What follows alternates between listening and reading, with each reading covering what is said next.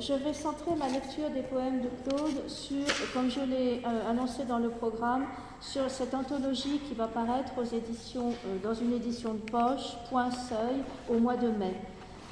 J'ai extrait le titre « L'homme naît grâce au cri » de Délivrance du souffle, qui est un poème qui est apparu en 1978 et qui, j'en reparlais l'autre jour avec Claude quand je lui avais apporté les épreuves de cette anthologie, qui marque une sorte de rupture, de jaillissement, d'élan, de rupture de rythme, de rupture de ton dans son œuvre. Vous allez voir, ça commence par « Noyau pulsant ». Seul est vrai le lieu nu, arraché maintenant au buisson sanglant de ma bouche.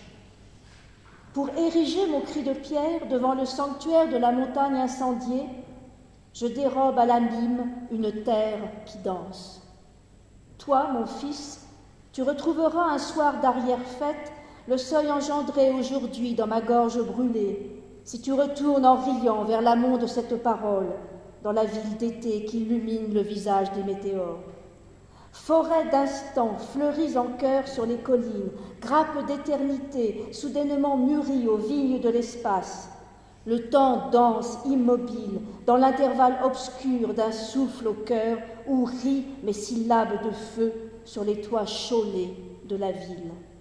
Je retrouve quand même des échos de Camus avec cette noyau pulsant, soubresaut du désir, feu et nuit sur la trace qui charrie le torrent du cri enseveli. Montagne rouge de Judée, immense ruche où s'accomplit l'osmose, les alvéoles gonflées de miel s'échangent dans le placenta sonore de la terre. Plus loin, ma langue est le couteau qui dégage la stèle. Sur mes lèvres ouvertes gîte le ver luisant, le feu caché entre les dents. Je scie la face encore opaque de la présence. Moi, le serviteur d'un surgir irrépressible. C'est un étalon noir du plus loin de l'enfance. Il s'annonce en moi comme un hennir sans mesure, complice de la joie qui vient plus tôt que la figure. Mon haleine ausculte un visage précaire, couleur d'argile mûre que l'arc-en-ciel éclaire, mais noir en vérité parut la grâce à l'origine. Je veux arriver à l'homme né grâce au cri. Et il y a ça aussi qui est plein d'énergie. Jacob, mon père, touché par l'ange, artistement et l'âme à vif, dans le nerf du tressaut, comme ton pas blessé, ce pays est devenu dansant, boiteux, instable, arrachement au sol, rythme, hiatus, sursaut, élan vers l'avenir. Dans le défilé, naître, tomber, sans souffle, entre les cuisses étroites, un instant écarté de la nuit notre mère, puis tournoyer en haletant dans l'escalier de marbre noir, en spirale du temps, jusqu'au second détroit, l'infini sans mémoire.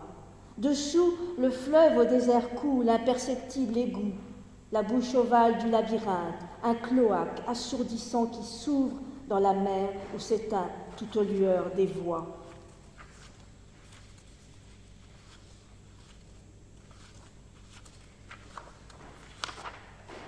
Dans le défilé, il n'y a pas de sens, sinon ce cri.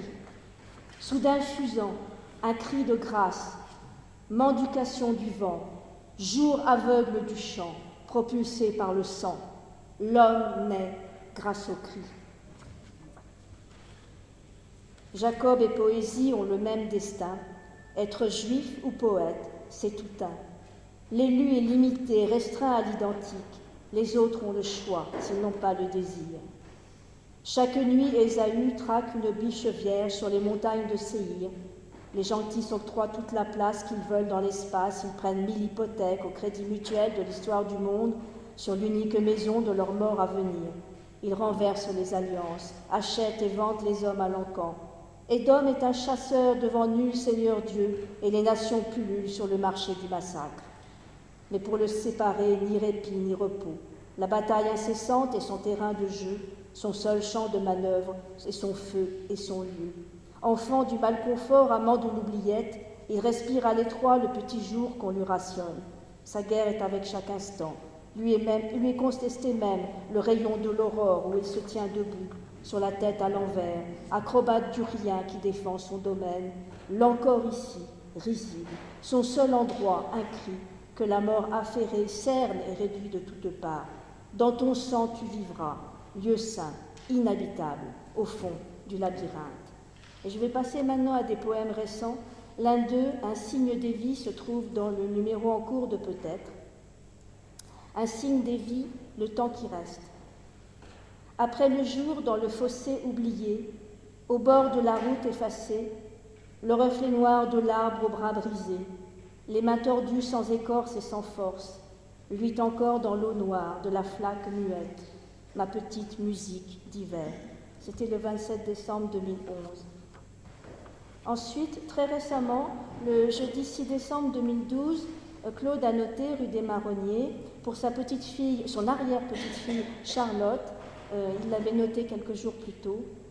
Ta petite main s'ouvre comme une fleur et c'est le jour.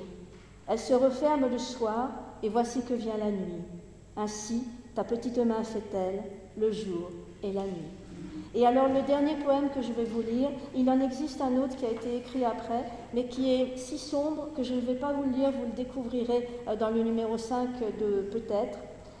Par contre, celui-ci, qui s'appelle L'Alliance des Géodes, a été écrit à l'occasion du mariage prochain de Nathalie, la petite fille de Claude Vigée, et de Sacha. Et ce poème, quand je l'ai reçu, je l'ai trouvé tellement beau que j'ai demandé à Véronique Ovaldé, qui s'occupe de la collection Point Seuil, de le glisser. Donc ça sera la fin de cette anthologie qui va paraître au mois de mai. L'Alliance des Géodes. Et c'est là-dessus que je terminerai. Dans les géodes jumelles qui dorment encore sous la terre aveugle, selon un jeu de miroirs muets, les cloches de pierres oubliées sonnent pour annoncer l'échange des éclairs d'amour, invisibles d'abord, cachés en nous. Mais vient à passer sur les hommes la herse du temps en gésine. Alors elle portera au grand jour 1000 fruits de feu solitaire. Et voici, né de sa jeune nuit, le double matin des géodes. Le défaut cristallin des cœurs murmure en fulgurant son secret. L'étoile souterraine, le lys de mer épanoui dans le ciel noir. Ainsi, mon serviteur germe a trouvé son épouse. Pour eux, la double vie commence. Et c'est assorti d'une note. Claude Vigée, le 8 janvier 2013, avec le souvenir poignant de l'hiver 1940 à Deauville.